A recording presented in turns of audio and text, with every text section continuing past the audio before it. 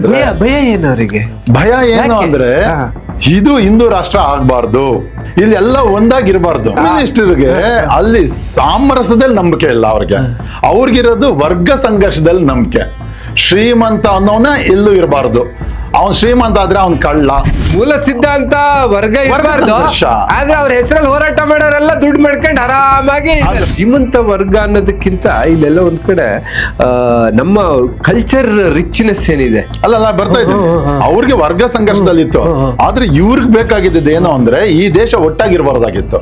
ಈ ಒಟ್ಟಾಗಿರ್ಬಾರ್ದು ಅಂದ್ರೆ ಯಾವ್ದೇ ದೇಶವನ್ನ ನೀವು ಹೊಡಿಬೇಕಂದ್ರೆ ಮೊದಲು ಆ ದೇಶದ ಸಂಸ್ಕೃತಿಯ ಮೇಲೆ ದಾಳಿ ಮಾಡ್ಬೇಕು.